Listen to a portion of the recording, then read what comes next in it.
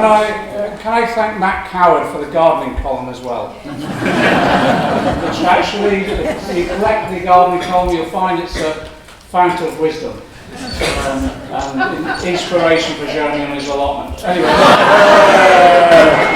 the point I want to make is I think we're in an extremely serious political time, one of extreme risk, political risk that we're facing at the moment. And the reason I say that is because if nothing else, we've learnt the lessons of history. And the lessons of history is that when you have a politician or politicians who will have a complete disregard for the truth in their ruthless pursuit of power, if you have politicians that launch attacks on some of the democratic institutions that we have, that are meant to uphold our democracy, whether it's the courts or parliament, no matter how flawed they are, and if you have them supported then by effectively what is a crony press to repeat lie after lie after lie, that unleashes forces that I think are dangerous within our society. And I think we're seeing the first evidence of that at the moment as a result of Johnson and his behaviour. And it's happening to us all, and it happens in individual ways. The Daily Mail, we've been doing stuff around road landlords, about the need for rent controls, about the need to establish better housing conditions for renters, about the need for longer tenancies, and yet actually also giving people the right to buy if they want, when they've lived in a premises for a long period of time with a private landlord. And what the Daily Mail did, I run a campaign in my constituency against abusive landlords. They came in to my street and they knocked on every door, because I had abusive landlords in my constituency and in my own street, and they knocked on every door. And actually the neighbours were contacting me because they thought people were canvassing on my behalf because they were mentioning my name and all the rest of it. So then they ran photographs of our street and they photographs of my home. And that weekend, 3 days later, at the top of our street is a children's nursery which has a large white wall. And that 3 days later, that white wall was covered in swastikas. And it was covered in McDonnell MP and all the rest of it. It just demonstrates actually the political climate that we're in at the moment. And I think it's a dangerous political climate. A divided country with the opportunities of the right, the alt-right as well as the traditional right exploiting those divisions, and a large media that actually not only repeats the lies but refuses to report the truth. Now I think that's when we need to stand up. That's when we need to stand up.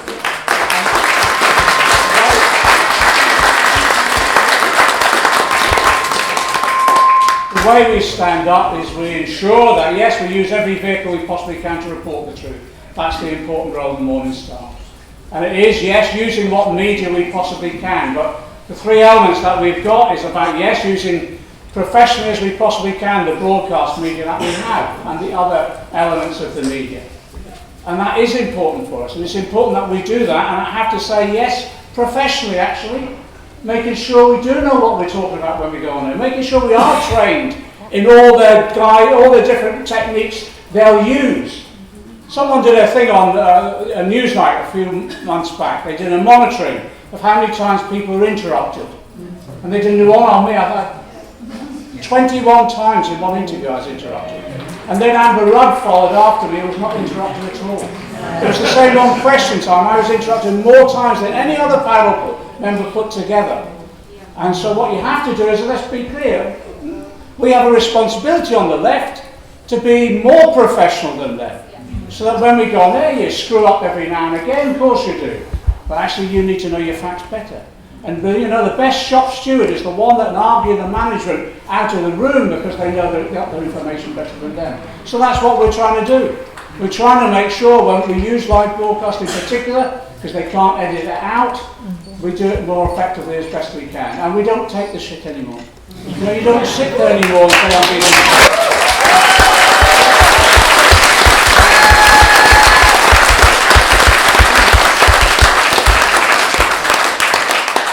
And rule number one is you don't use bad language.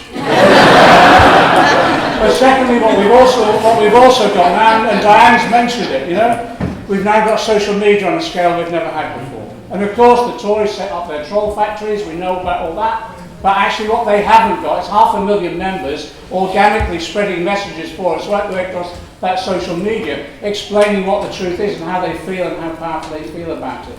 And that's why in 2017 we're so much more effective, because we're effective on the social media the way that Tories have. They're trying to catch up now and put large amounts of money, huge amounts of money, I'm talking about millions, into advertising on Facebook and all the rest of it. But what they can't have, what they can never have, I don't think, is the mass base that we've got. A mass base of 500,000 members and others telling the truth.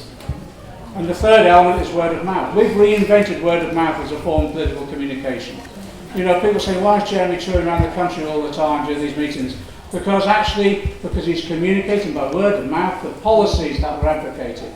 But also he's demonstrating the nature of himself and our government that will when we go into power. That kind of gentler politics that Jeremy embodies, that bringing people together, building consensus, making sure that people recognise that we have a responsibility for one another. So that's how we're going to continue to, I think, ensure that we defeat what's thrown at us through the media itself. And it just, I won't go on too much, but it just goes on. The personal stuff is unbelievable. And, you know, I said the other night at the meeting, you know, I'm going to round up all my family, every one of them, every descendant, go down to the Daily Mail and say, have you missed anyone? They sent, during the last general election, they sent 2 journalists out to Goa, my wife's family from Goa. They sent them out to Goa to ask them, well, they're in their 80s, they're very nice people, they're like the Irish, they invite you in for a cup of tea and all this, they invite the journalists in, what's it all about? They just want to know whether they have any property in Goa, chance of being fine, but any property in Goa. It's just extraordinary. And eventually they sussed what was going on and asked them to leave, etc. That goes on almost on a daily basis for everyone in our family. But at the end of the day, you know, we'll cut through all that because we know why they're doing it, because we're the threat, aren't we? We're going to make the people who own these papers pay their taxes. We're going to make them be responsible. With Leveson Part 2, we're going to make them responsible for their actions. And yes,